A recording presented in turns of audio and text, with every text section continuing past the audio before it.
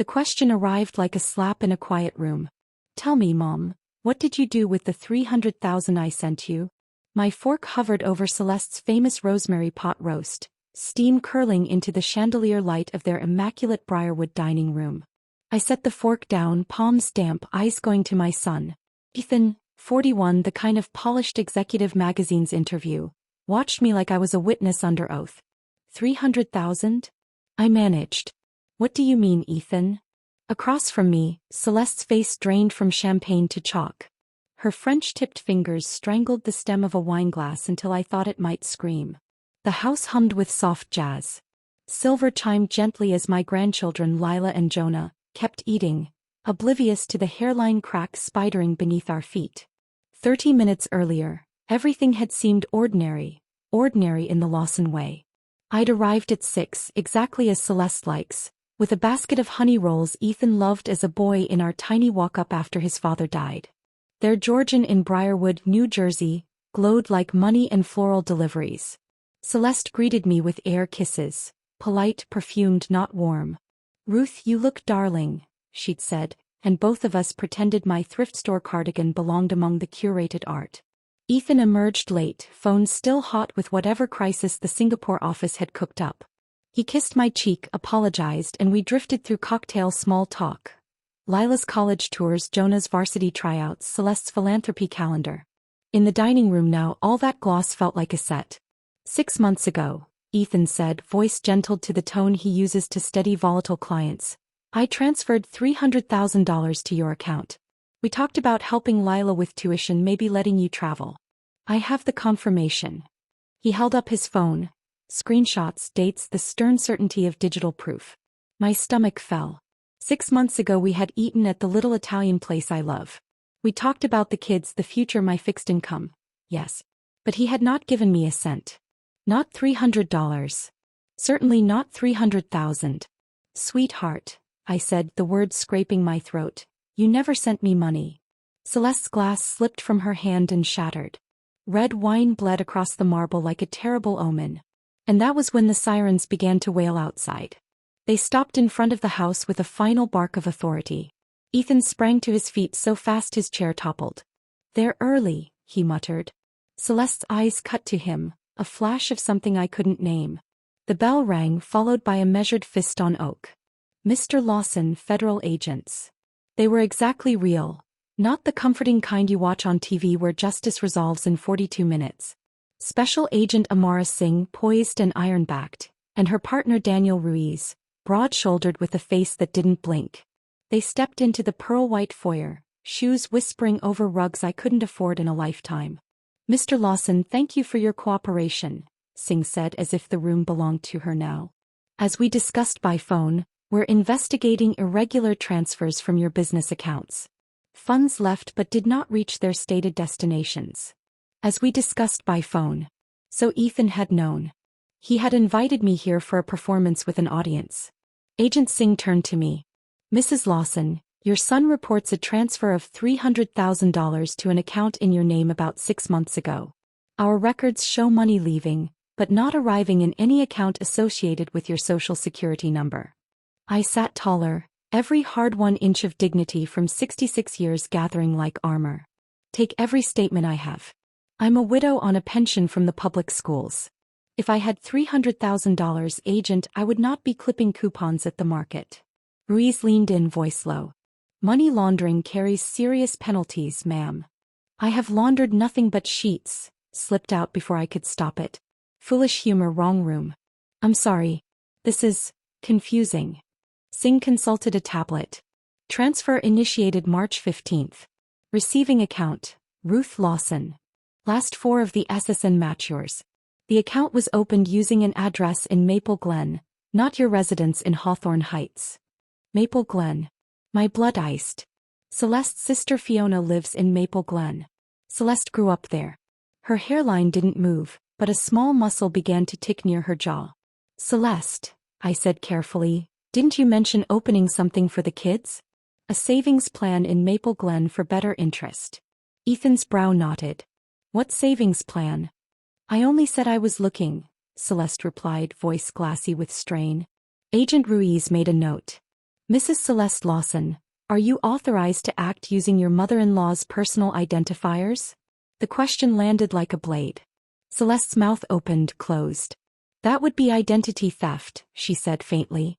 Why would I? But puzzle pieces long ignored were clacking into place. Celeste organizing our family files. Celeste helping me set up online banking after Arthur died. Celeste somehow knowing my SSN for school forms. Agent, I said, heart a drum, you need to see who opened that Maple Glen account, and who's been inside it. Agent Singh glanced at Ruiz. Some invisible cord tightened between them. Mrs. Lawson, she said to Celeste, we have security footage from Maple Glen Community Bank showing you depositing funds into this account and making withdrawals. We also have a driver's license bearing your mother-in-law's name and number, but with your photograph. Silence hit the room like a power outage. The only sound was the grandfather clock somewhere in the hall, each tick a nail. That's impossible, Celeste whispered. Ruiz swiped to a clip. The room filled with the sterile light of a bank lobby. There she was, hair immaculate, sunglasses propped on her head, sliding papers to a teller. March 18th, Ruiz narrated. Deposits, then 3 checks. Harbor Vista Properties for $50,000, Celeste Vance Interiors LLC for $200,000, and a $50,000 cash withdrawal. Celeste Vance Interiors? Ethan's voice cracked on the syllables of her maiden name. A slow, stunned horror opened under my ribs. Harbor Vista Properties? Luxury vacation real estate in Charleston and the Sea Islands, Ruiz said. High yield, high risk.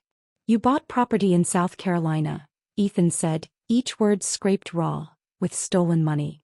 It's our money, Celeste snapped, control shredding. Yours. I was investing. Growing it for retirement. Those homes will triple in value. Using my identity, I said, my voice newly steady. Opening fraudulent accounts. That's not investing, Celeste. That's a federal crime. Agent Ruiz cleared his throat. Mr. Lawson, this wasn't an isolated transfer. We see a pattern over the last 18 months. Multiple accounts, multiple destinations. Ethan's face blanched. What other accounts? Celeste's shoulders sagged, a marionette with cut strings.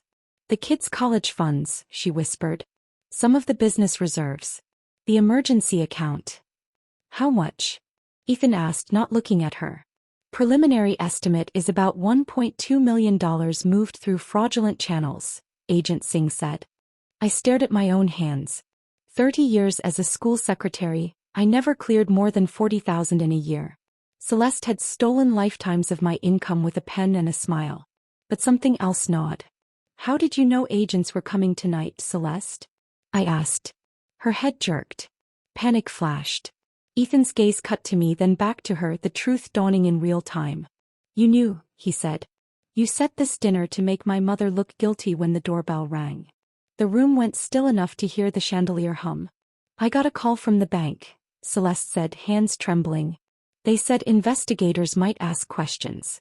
I thought if we explained, if it looked like a family transfer. You were willing to let me take the fall, I said. It wasn't a question. Mascara streaked, she shook her head with a terrible, pleading fury. You don't understand. Ethan's business is fragile. The Singapore deal collapsed. The merger died. We're leveraged. I was trying to save us. Ethan went very still. What do you mean my business is fragile? He asked softly. What do you know that I don't? Agent Singh stood, authority sharpening. Mr. Lawson, are you unaware of the discrepancies your own company reported? Your CFO Caleb Porter contacted us 3 weeks ago. Someone with high-level access has been siphoning funds for nearly 2 years. Color bled from Ethan's face. Only 3 people have that access, he whispered. Me.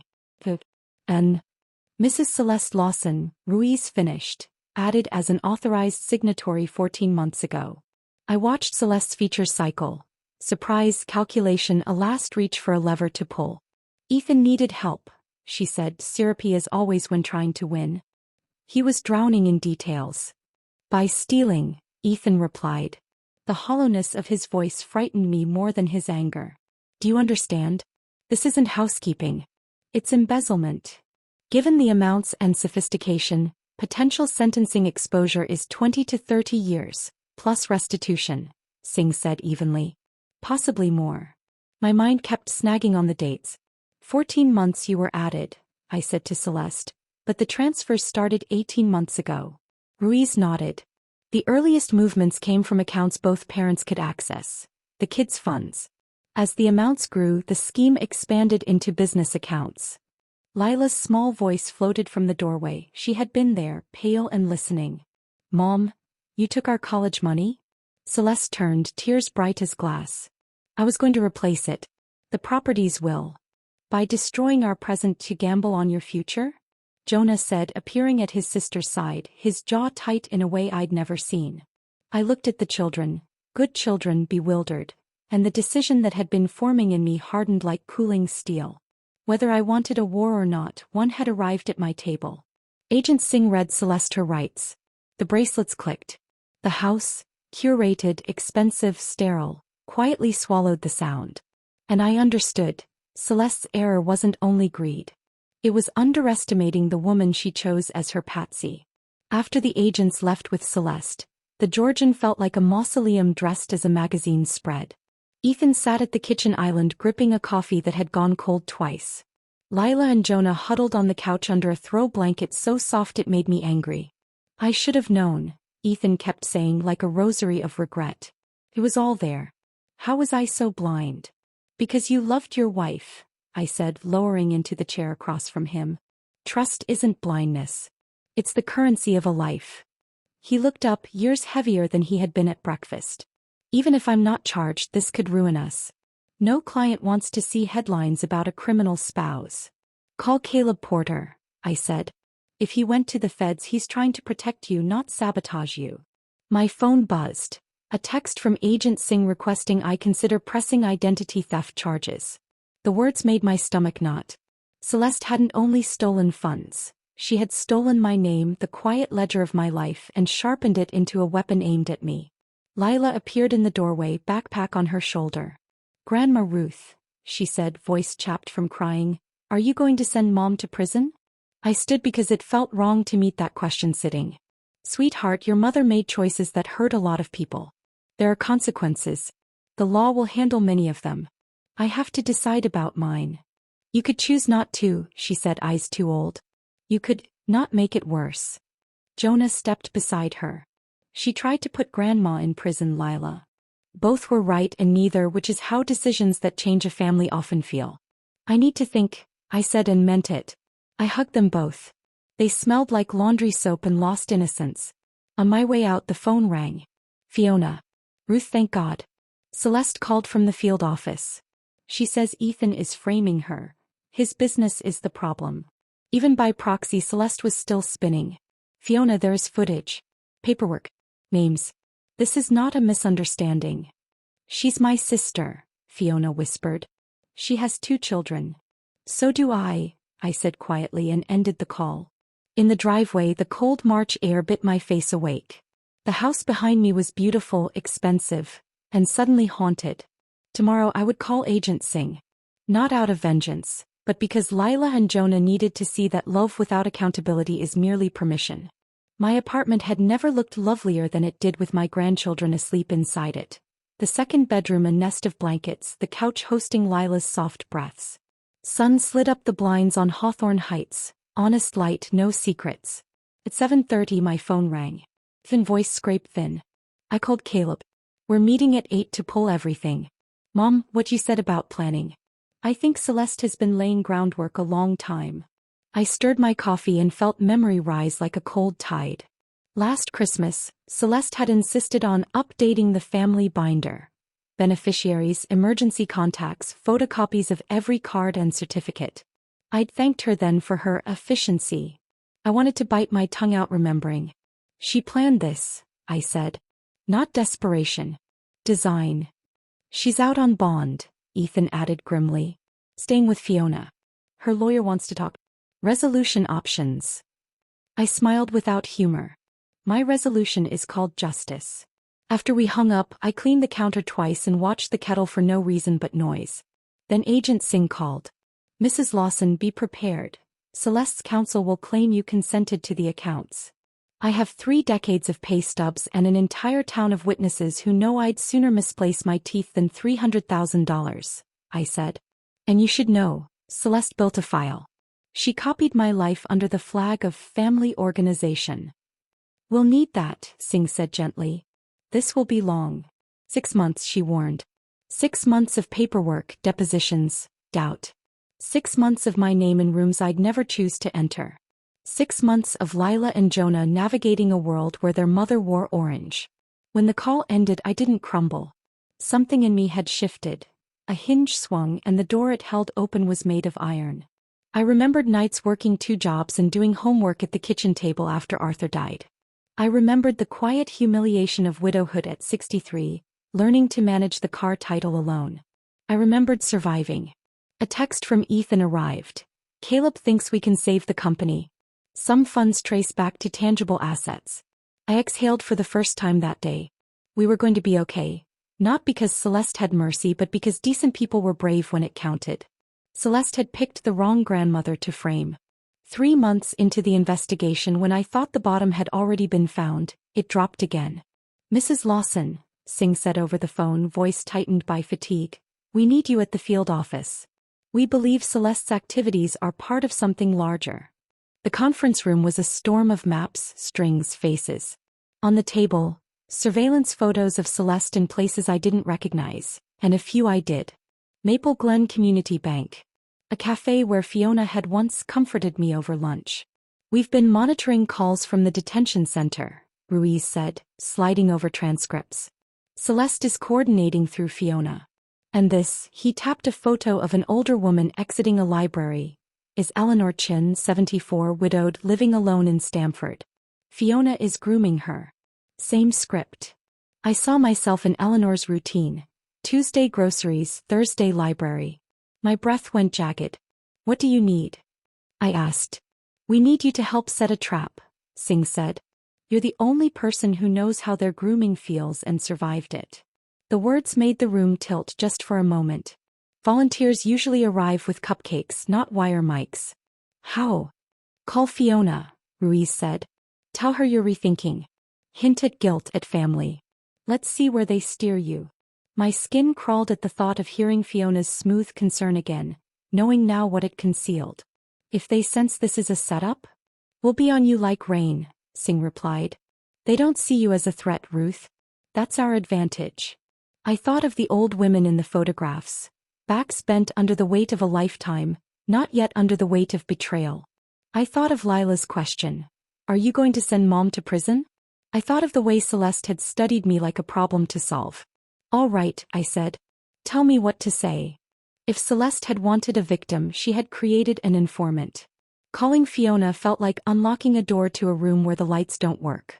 My hands trembled but my voice did not. Fiona? It's Ruth. I've been rethinking everything. Celeste is still Lila and Jonah's mother.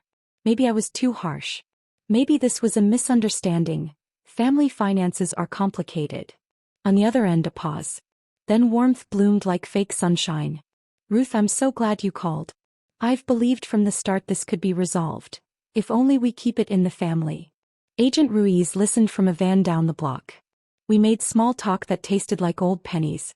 I asked, careful as surgery, if there were ways my testimony could clarify what happened. Fiona offered to set up lunch, to connect me with Celeste's lawyer, to walk me through what would be most helpful. Most helpful, she said, would be telling the truth about family agreement. You know how Ethan had you move money around for tax reasons and Celeste just assisted. She was coaching me to perjure myself and calling it truth. My heart beat a sound into my ribs that only I could hear. The next day, I met her at a sun-splashed cafe in Whitebridge. I wore the wire. Agents were salt scattered through the room. A man pretending to read a sports page, a woman in a mustard coat eyeing croissants. Fiona arrived looking exactly like a person who brings casseroles. Concerned sister practiced grief. For an hour she spoon-fed scenarios. How I might accidentally remember that Ethan had discussed family flows. How Celeste's actions might be reframed as dutiful assistance.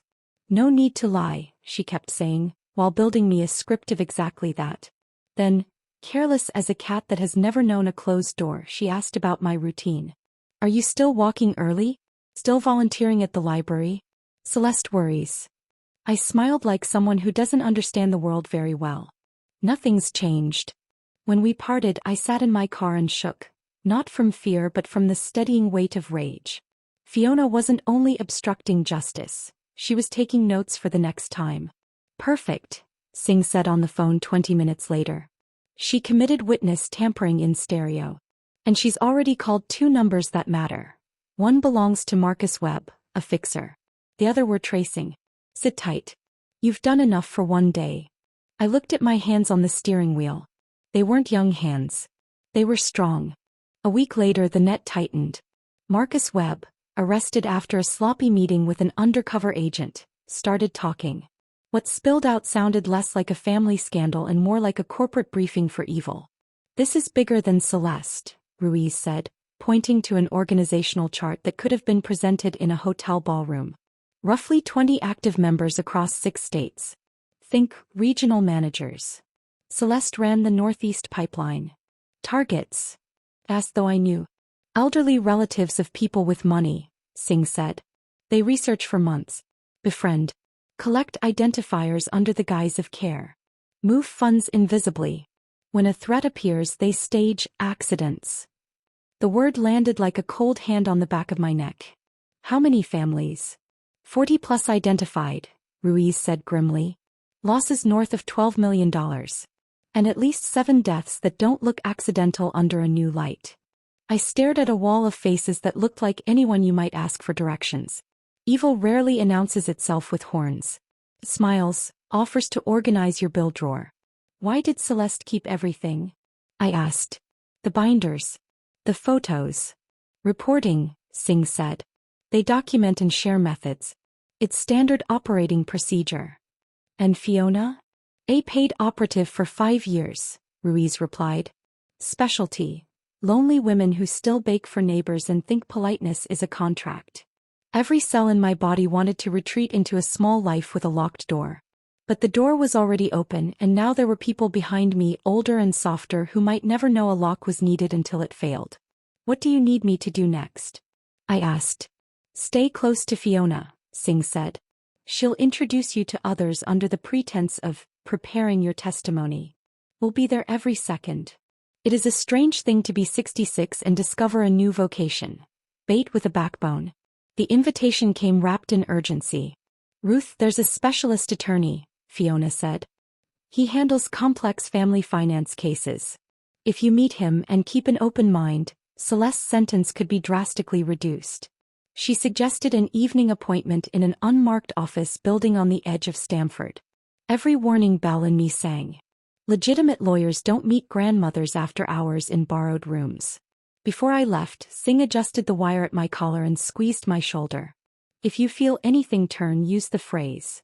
I need to call Ethan about the grandchildren, I recited, the way you practice the location of a life jacket and hope never to touch it in water.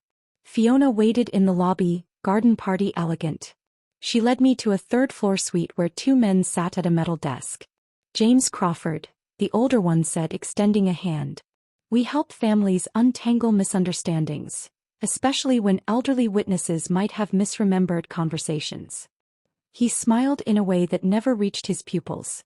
The younger man, introduced as a paralegal, watched me the way people watch a stray dog near a highway. For 30 minutes, Crawford sketched alternate histories in which I would revise my testimony to create context. Then his questions shifted, softly like a tide, toward my life. Did I live alone? Did my neighbors check on me? Would anyone miss me if I needed a few days to reconsider in peace? Sometimes, he said, elderly witnesses benefit from a quiet location away from family pressure. The paralegal moved to lean near the door. My skin recognized the old, evolutionary knowledge of a trap. I need to call Ethan about the grandchildren, I said, voice steady, the code dressed as grandmotherly habit. Footsteps thundered outside. The door burst, badges flashed, the room exploded into commands. Crawford and his man went to the carpet under a tangle of wrists and plastic. Fiona cried and said she thought he was real, but her call logs would disagree. Later, in the cold hallway glow, Singh handed me water. You just helped shut a door that's been open for 15 years, she said. I thought of Lila at my sink rinsing mugs. I thought of Eleanor Chin at her library. I thought of the women in those photos and the ones who were never photographed at all. My hands shook then, a delayed tremor, but not from fear. From relief. From fury finally finding its shape. From the knowledge that sometimes the person you tried to make into a victim becomes the person who ends you. The weeks after the arrests blurred into an exhausting carousel of lawyers, agents, and sleepless nights. Yet one memory remains sharp. The federal courtroom where Celeste was arraigned, shackled wrists trembling against her silk blouse. She looked diminished, like a mannequin left too long in the sun. The prosecutor laid out the numbers with clinical precision. $1.2 million misappropriated, fraudulent accounts tied to my name, properties bought under shell companies, and a long trail of identity theft. Each charge was a nail hammered into the coffin of the life she had curated. But what chilled me most was not her charges.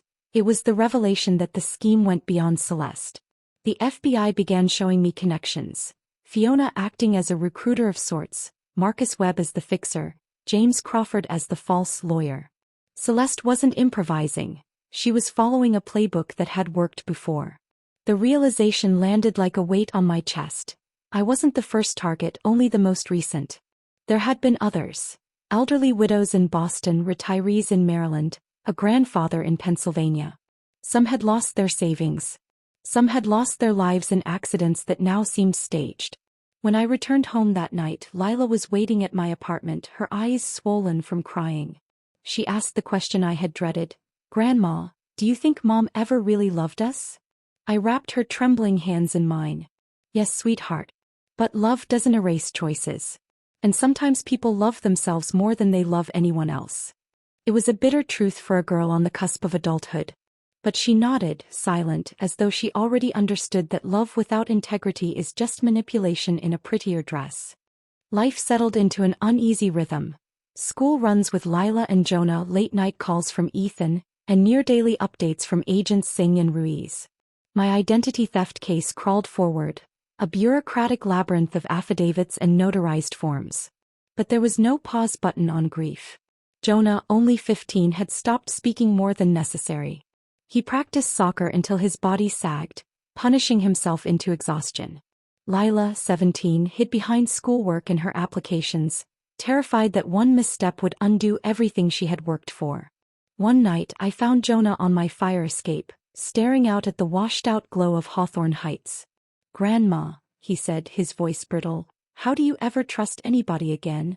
I swallowed the lump in my throat. By remembering that trust isn't about being blind. It's about choosing carefully who earns it. But even as I said it, doubt gnawed at me.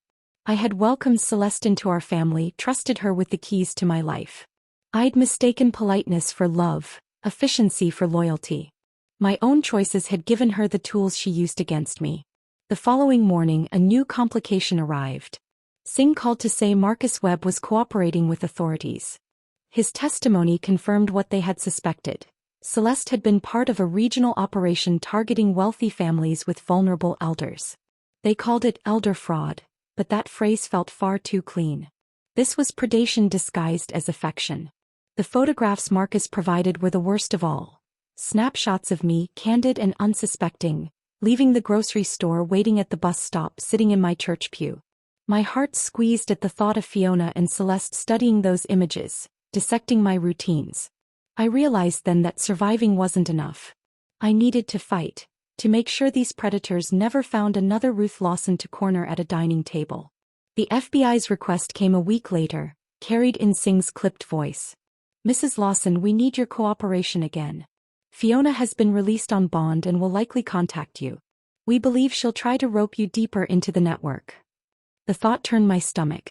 I had already sat across from Fiona once, playing the gullible grandmother. I wasn't sure I had the strength to do it again. Yet when Singh showed me photos of Eleanor Chin, the next target, 74, widow living alone, I knew the answer before she finished the question. That night I rehearsed my lines in the mirror, hesitant, guilty, confused. It felt like acting in a play where the cost of forgetting my script was death. The call came the next morning. Fiona's voice oozed concern. "Ruth, I've been thinking. Maybe we can smooth things out. Maybe if you testified differently." "I've been rethinking too," I interrupted softly. "Celeste is still the children's mother. Perhaps I was too harsh. She latched onto my words like a drowning woman. Yes, exactly. Families have misunderstandings. That's all this is. When I hung up, my hands shook so badly I dropped the phone. Jonah found me in the kitchen moments later. Grandma, are you okay? I forced a smile. Just tired, sweetheart. But inside I was aflame with both fear and fury. Fiona thought she was grooming me again, turning me into a pliable piece in her sister's defense. She had no idea every word was being recorded, every lie catalogued. Sometimes justice requires patience. Sometimes it requires pretending to be weaker than you are. That night, as I tucked Jonah's blanket around his shoulders, I whispered a promise he couldn't hear. They'll never touch you again. Our next meeting with Fiona took place at a quiet cafe with chipped mugs and peeling wallpaper, the kind of place that looked harmless but hummed with danger beneath. Federal agents scattered themselves among the patrons, blending into the ordinary. Fiona leaned across the table, eyes gleaming. If you tell the court Ethan asked Celeste to move the money, everything changes. It's just a misunderstanding about tax shelters. That's believable, isn't it? She smiled sweetly as if she hadn't just asked me to commit perjury. I feigned uncertainty, stirring my tea. I suppose Ethan and I did talk about finances sometimes. Perhaps I misremembered. Her relief was immediate, her eagerness almost pitiful. Exactly. And don't worry about the details. Celeste's lawyer can coach you. Every word was another nail in her coffin. Witness tampering, obstruction, conspiracy. She was building her own case against herself brick by brick. But then she asked the question that chilled me. Ruth, are you still keeping your morning routine? Your walks, the library, volunteering? Celeste worries about you. It was a careful probe disguised as kindness. She wanted updates for surveillance. My smile did not falter. Yes. Nothing's changed. By the time we left, I was trembling from the effort of wearing the mask. In the car, Ruiz reassured me. You did perfectly. We have everything we need to tie Fiona deeper into the network. That night, I sat awake long after the apartment had gone quiet, staring at the ceiling. I thought about all the elderly people who had answered phones, welcomed in-laws, trusted siblings, and found themselves gutted by betrayal. I vowed silently, I wouldn't just survive this. I would help end it. The arrests of Crawford and his accomplice had given us momentum, but the network was far from dismantled. Fiona was still out, still scheming, and Marcus's testimony hinted at something larger. A hierarchy with Celeste as only one regional cog. At home, Ethan wrestled with rebuilding his company. He called late one evening, his voice exhausted. Mom, I don't even know where to start. Clients are calling nonstop asking if I knew. Asking if I was involved. You rebuild one brick at a time, I said softly. And you do it with people who haven't betrayed you. Caleb Porter's name came up again. Ethan admitted Caleb had taken a personal risk by going to the FBI. Loyalty, I realized, still existed in the world. It just didn't wear designer shoes. Meanwhile, Lila hovered in doorways, listening to adult conversations she shouldn't have to hear. Grandma, she whispered one night, what if Mom goes to prison forever? The word forever quivered between us. Then we hold on to what remains, I told her. We build something stronger out of the truth. Yet even as I said it, my phone buzzed with another message from Singh. New developments. Larger network. Need to meet. At the FBI office, charts covered the walls. Strings connected faces, arrows traced money trails. We're looking at 40+ victims across 6 states, Singh said grimly. Losses exceed 12 million. And there are at least 7 suspicious deaths. The air seemed to thin. Suspicious deaths. Celeste's attempt to frame me had not been her first dance with mortality. It was part of a pattern. My hand shook as I touched one of the photographs. Ordinary faces. Unknowing victims. How many grandmothers, I whispered, never got to fight back? Singh's gaze was steady. With your help, fewer every day. As the investigation deepened, my role as the confused widow reconsidering her testimony became more dangerous. Fiona contacted me again, asking me to meet someone she described as Celeste's special attorney. The location was an isolated office building after hours. I agreed, wire fastened under my blouse, agent stationed nearby. The 2 men waiting for me didn't look like lawyers. Crawford introduced himself smoothly, but his smile was a predator's. For 30 minutes he painted scenarios where my testimony could be twisted into exonerating Celeste. But then the questions shifted. Did I live alone? Did neighbors check on me? Would anyone notice if I were gone a few days? The realization struck cold. This wasn't legal counsel. It was an attempted kidnapping dressed as advice. I need to call Ethan about the grandchildren, I said, the practiced phrase steady on my lips. Seconds later, the door burst open and the agents stormed in. Crawford and his accomplice hit the floor in a tangle of cuffs and curses. Fiona cried, swearing ignorance, but her call logs betrayed her. Walking out of that building into the cool night, I felt something I hadn't felt in months. Safety, if only temporary. The predators had underestimated me again, mistaking caution for weakness. Later, Singh told me quietly, "You may have just saved not only yourself but the next victim they planned to target." That thought anchored me. Surviving wasn't enough anymore. Stopping them was the only victory worth holding. Months later, the trial began. The courtroom buzzed with journalists, victims, agents, and families hungry for closure. Celeste sat shackled at the defense table, her once perfect hair limp, her eyes hollow. Judge Margaret Hightower read the charges with an expression carved from stone. Fraud, embezzlement, identity theft, conspiracy, obstruction. The list went on for nearly 15 minutes. The tally stunned the room. 47 elderly victims, $14 million stolen, 9 suspicious deaths now confirmed as homicides. When the sentences came, they landed like thunder. Celeste Lawson, life without parole. Fiona Walsh, 25 years. James Crawford, 30 years. Other accomplices, 15 to 20. The network was dismantled, its assets seized to repay victims. But the moment that shook me most was when Caleb Porter testified. His mother's death, once ruled a heart attack, had been reclassified as poisoning tied to the network. He looked directly at me as he spoke. Mrs. Lawson's courage didn't just save her family. It gave my family justice we'd lost 15 years ago. Tears blurred my vision. For the first time I understood. My survival had rippled outward, changing lives I had never met. Celeste was led away in shackles, her empire of lies crumbling behind her. After the trial, a strange quiet settled over us. Ethan's company began to heal under Caleb's guidance. Lila started her first year at college. Jonah prepared for his senior year. One evening, Jonah asked me the question I'd been avoiding. "Grandma, do you think Mom can ever change?" I looked at him, nearly grown, carrying scars he should never have borne. "Jonah, your mother is capable of knowing right from wrong. But she chooses wrong when it suits her. That doesn't change easily." He nodded, though his eyes betrayed the ache of wanting a different answer. Later, I received a letter from Eleanor Chin, the woman Fiona had begun targeting. "Mrs. Lawson," she wrote in neat cursive, "I'll never know how close I came to losing everything. Your courage saved me." I held the letter to my chest and cried.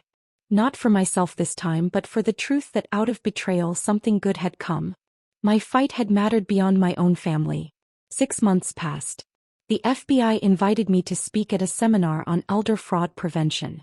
Standing at a podium in front of rows of strangers, I told my story.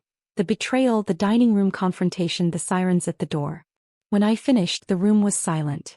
Then an older man in the front row stood, tears streaking his face. "My sister was a victim. She never got to tell her story. Thank you for telling yours." In that moment, I realized survival wasn't the end of my journey. It was the beginning of using my voice to protect others. I went home that night to find Lila waiting with her laptop open. "Grandma," she said, "I recorded your speech. Needs to go online. People need to hear it." For the first time in a long time, I smiled without weight on my chest. Maybe you're right. By the time the first snow dusted Hawthorne Heights, I had grown into my new identity. Not victim, not just survivor, but fighter. Celeste's letters from prison arrived occasionally, full of excuses and manipulations. I never responded. Lila and Jonah sometimes read them, sometimes didn't. It was their choice. Ethan's company regained footing. He laughed again, though the sound carried a scar. Caleb became more than a business partner, he became family. As for me, I began volunteering at the community center, teaching other seniors how to guard their identities, how to recognize grooming, how to fight back. Each session was a small rebellion against the darkness that had tried to swallow us. Sometimes, late at night, I still saw Celeste's face the moment the agents read her rights. Shock curdled with rage. But instead of fear, I now felt something else. Pity. Pity for a woman who thought manipulation was power, who mistook cruelty for control. She had underestimated me. That mistake cost her everything. And it taught me who I truly was. A grandmother no one should ever mistake for weak. Winter left Hawthorne Heights in brittle layers, salt whitening the curbs, bare branches tapping windows like insistent fingers. I'd learned by then that healing doesn't arrive all at once. It lands in brief, startling moments, like birds finding a feeder you forgot you'd hung. One such moment came on a gray Saturday when Ethan asked me to meet him at the office. I found him with Caleb in a glass-walled conference room that used to intimidate me. Now it felt like a greenhouse for new growth. On the whiteboard, a list of clients who had stayed, a smaller list of those returning, and a simple line at the top: policies we live by. Transparency, Caleb said, tapping the marker against the word. Every dollar traced. 2 signatures on every transfer. Quarterly independent audits, public to our clients. Ethan looked at me. We're naming the new scholarship the Lawson-Chin Grant. For Lila, for Jonah, and for Eleanor. It'll fund seniors learning cybersecurity basics and college-bound kids of caregivers. We want the first check presented by you. A heat rose behind my eyes that had nothing to do with anger. Why me? Because you taught us the most expensive lesson we've ever learned. Integrity isn't a line item, Ethan said, smile unsteady but real. Later that week, Lila video called from campus, her dorm room cluttered with half-unpacked books and fairy lights. Grandma, she beamed, guess who got into the journalism program's investigative track? She spun the camera to show a printed email taped above her desk. I want to write about elder fraud, about predatory guardianship, about all of it. You opened this path for me. Jonah, on the other hand, returned from practice and flopped dramatically on my couch. Coach says I'm a center back now, he groaned. I'm basically responsible for stopping disasters. He cut me a sideways grin. Guess it runs in the family. That night, alone under the hushed hum of my apartment, I took out Celeste's last unopened letter. I didn't read it. Instead, I slid it back into the drawer and wrote a note to myself on a sticky pad. Boundaries are bridges you choose not to cross. I stuck it on the inside of my front door. Eye level, impossible to miss each time I left to keep living. Agent Singh called in early spring, just as the dogwoods were unfurling their cautious petals. We're concluding the northeastern cases, she said. But other regions are waking up. Your testimony protocol, your playbook, is being shared with field offices in 3 states. You've given us a new way to teach seniors how to spot grooming. She paused and I could hear warmth soften her clipped cadence. I wanted you to know the ripples are reaching families you'll never meet. In April, the community center hosted our first Lawson-Chin workshop. A Saturday of coffee urns, cheap muffins, and a room of elders with pens poised like weapons. We practiced hard conversations, how to say no when a relative asks for access to your accounts, how to file a fraud alert without shame, how to call a bank manager and insist on second verification. I acted out scenes with a volunteer named Bernice. She played the smiling daughter-in-law, who offered to organize mom's finances. We paused the roleplay to dissect every red flag: urgency, secrecy, the misuse of family. Laughter bubbled up in the room when I went full theater, clutching my purse to my chest. But beneath the chuckles lay something steelier: recognition. At break, a man with a cane approached. Widower. 78, he said by way of introduction, as if reading a hospital bracelet. My nephew's been asking for my online banking passwords. He calls it streamlining. I thought I was being uncharitable to doubt him. After your story. He swallowed. No more streamlining. We shook hands like soldiers parting after a truce. On my walk home, I took the long route past the river. The wind smelled faintly of mud and newness. A group of teenagers skated by, wheels shushing over grit. I thought of Lila and Jonah navigating their own edges, of Ethan learning humility the hard way, of Caleb discovering that courage sometimes looks like a desk lamp burning at midnight over ledgers you refuse to fudge. And I thought of Fiona, of Celeste, of people who mistake kindness for weakness and call their cruelty survival. I whispered it to the water to hear it said out loud. Kindness with a spine is not prey. It's policy. In May, a letter arrived from the Department of Justice. A formal thank you on heavyweight paper stamped and severe. Tucked inside was a smaller handwritten note from Ruiz. Ruth, it read. When you used that code phrase, the team moved because they trusted you to know the line. Most people freeze. You didn't. You taught us something about readiness. I pinned the note to my refrigerator beside Lila's acceptance letter and Jonah's team schedule. My refrigerator door had become a small museum of survival. Artifacts of the before and after. One evening after I finished simmering lentil stew, there was a knock. I opened the door to find a woman about my age, gray bob, nervous smile, hands clutched around a grocery sack. Mrs. Lawson? I'm Marina. I live down the hall. I saw the flyers for your workshop. My sister's new boyfriend has been very helpful with her online accounts. He swallowed. I don't know how to talk to her without sounding jealous or cruel. We sat at my tiny table, steam from the stew fogging our glasses. I taught her the words that had taken me months to learn. Concern is not control. Questions are not accusations. Proof is not betrayal when safety is at stake. We drafted a script for her call, each sentence like a handhold on a steep climb. After she left, I realized I was humming some old church hymn my mother used to sing while mending. It startled me that the melody had returned. Grief had bent my voice. Resilience was teaching it to rise again. That night I dreamed of the Briarwood dining room, the glass exploding in Celeste's hand, the sirens compressing the night. But in the dream, the chandelier's light shifted. Less interrogation, more sunrise.